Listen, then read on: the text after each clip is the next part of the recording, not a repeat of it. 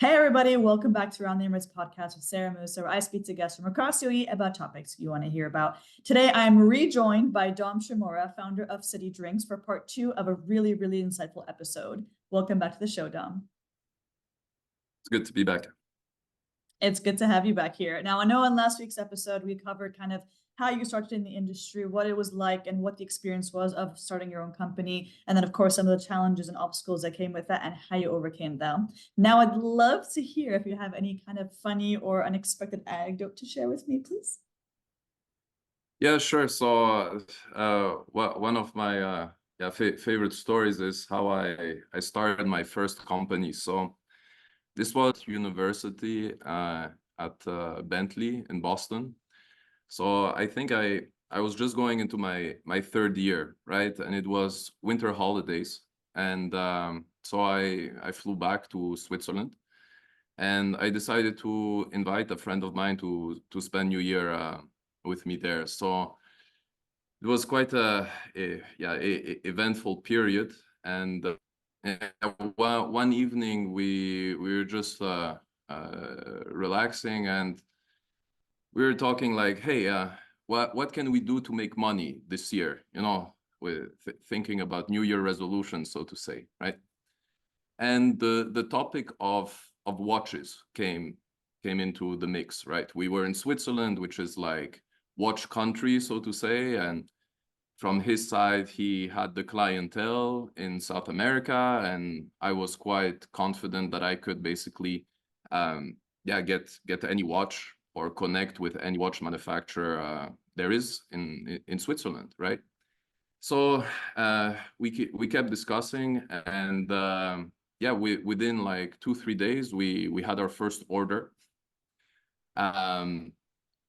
Then the next day, another order came in. We were all excited. We were like, okay, I think we're onto something here. So then came time to go back to university. So I flew back to Boston, and orders just started to pile up one after the other, right? So I typically got back to university, well, to Boston, like a week before the semester started, just to settle in, you know. So I'm like, oh, I went to the to the administration, to the registrar, right? And I went, and there was some lady there, and I told her, listen, I think I'm not gonna be attending this semester.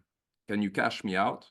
And she's like, she looks at me, she's like, okay, should we bank transfer it back to where it was sent from, or do you want to check? And bank transfer back was to my parents' account, right? And I was like, a check, of course. So I took the check, I ran to the bank, I deposited it, and I told them I needed British pounds. The guys there, they look at me like, why the hell do you want? So it was $35,000, right? And at the time, it would convert to like, I think, 28,000 pounds. So that was my startup capital, right? But after filling out a couple of forms, they agreed, okay, fine, we'll prepare the British pounds for you, but we need like 3 or 4 days to materialize it. Why British pounds? Because I thought, okay, where's the best place for a watch business? And I thought London. Why London? Because it's an all year round, high net worth city, so to say, where people don't just come in and out, but there's a good substance of high net worth individuals there. And they're already one of our, let's say, watch traders was based out of there. So I thought maybe to be close to him would be a good idea. So I went, I picked up the pounds. Back in the day, I don't know if you could travel with that much money, but I did anyway. Nothing happened. I landed in London, and I incorporated a company. I started to build the website. And yeah, as I started to develop the business, I managed to land a meeting with the general manager of a brand called Audemars Piguet in Switzerland. So I went to see him, and me, young, early 20s, arriving to his office, and I tell him I want to distribute your watches, and he looked at me. He's like, "All right, son, are you ready to commit to 100 watches per year in order to become a distributor?" I was like, Of course not. I wasn't in the position to do that. But during that meeting, he sort of led me on into some trade insights, where distributors of their brand, to become an official distributor, you must commit to a certain quota, right, per year. And this is where the gap was.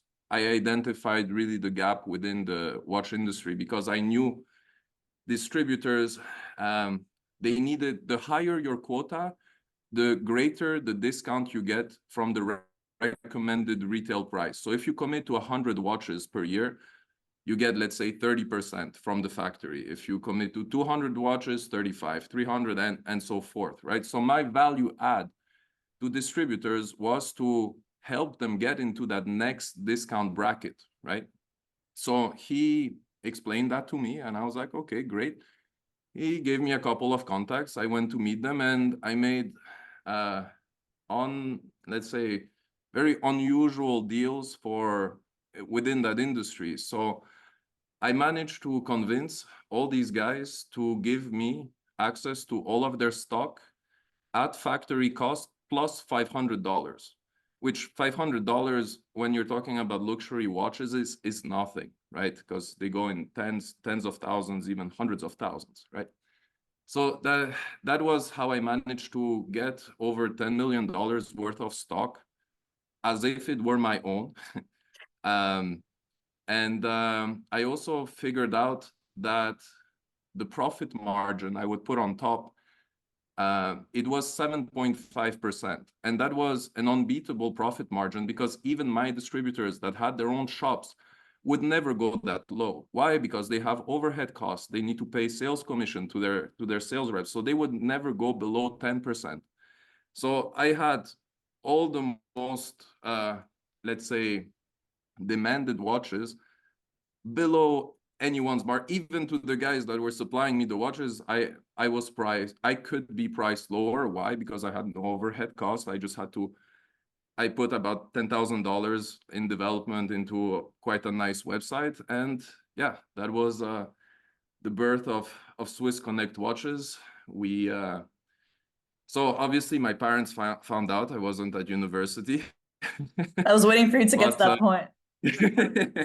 Yeah, so I explained to them what I was doing, and they're like, all right. They said all right. Well, obviously they weren't super happy, but eventually it's like, okay, what to do, so we struck a deal that I could pursue this business during this semester and during the summer, but I promised them to go back to university for the fall semester, and then graduate, right? So that's what I did. I grew the business for 8 months straight. Then by the time I got back to university, I had 8 representatives in 8 different countries, like sub reps, friends of mine, basically, that were pushing the watches to their network. And yeah, and I came back to university and had really nice pocket money for the rest of my time there. So that that was that's one of my stories. Wow. And yeah, so that's it's unusual, but you need, when there's a will, there's a way, right? I mean, I definitely, like, my mom will be watching this, and if I told her that I would have taken my semester's tuition and gone off to sell some luxury watches, that might have been a different conversation in my household. But I'm really glad that it worked out for you.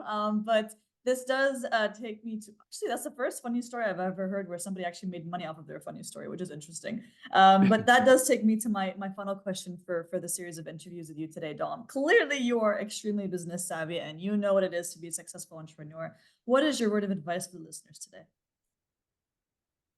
All right. So this is something that took me a little bit of time to figure out. So basically, I see any aspiring entrepreneur or businessman, especially, you know, this would be most relevant to the younger generation, right? Life is separated in 3 phases. Phase 1, you must work for someone, you must work in some industries, and in order to acquire some knowledge on any particular industry. So I recommend anybody, you know, start early internships. I was doing my first internships when I was like 14 years old, every summer, you know, in some different industry, different organization. So just acquire knowledge, and there's no other way to do that other than to work for someone, right? But work for someone with the idea that I need to understand what this industry is about. How does it work? How are the dynamics, right? Which then allows you to basically move to phase 2, which is entrepreneurship. Entrepreneurship, as I see it, is you identify gaps in any industry, and then what you do, you build a business in order to harvest that gap, or not harvest, but serve the gap or bridge the gap. This is phase 2, and phase 3, you become an investor. So this is once you've made it, you have some capital, you have some industry knowledge, and I'm not just talking an investor like stock market investor, no, like venture investor, where you can come to entrepreneurs, you can find, you know, the guys that are doing something that you are knowledgeable about, and not just give them money, but also give them tools, right? Share your experience with them and help them go up. And you're never stuck in one or the other. You can go from 1 to 2 and back to 1, and you know, like for example, I'm between 2 and 3 now. I'm still an entrepreneur with CityDrinks, but the thing is, to be an entrepreneur, you need a tremendous amount of energy. I'm 34 years old now. I see that I probably have another 6 years of, you know, of energy in me in order to be an entrepreneur, right? And after that, I would like to fully transition into phase 3, which would be, you know, share my knowledge, and of course, assist with capital other entrepreneurs. So this is my advice. I really appreciate it. I like the fact that you broke that down in a way that is chronologically, but also experience related to people. So people will understand the connection between the stages, and knowing that you need the first to get to the second, you need the second to get to the third, but also that each stage is relatable no matter what your target audience is, no matter who is listening to this episode. Everyone can somehow relate to what you're saying and understand that these are almost the fundamental pieces to be successful. And I also appreciate the fact that this is what worked for you, and that you're sharing such an important lesson with the people listening to this, knowing that you are almost like the live example of how the 3 stages works. So thank you so much, Dom, for your time and for sitting in 2 parts of this amazing interview with Around the Emirates podcast. Sarah, it was an absolute pleasure. Thank you so much.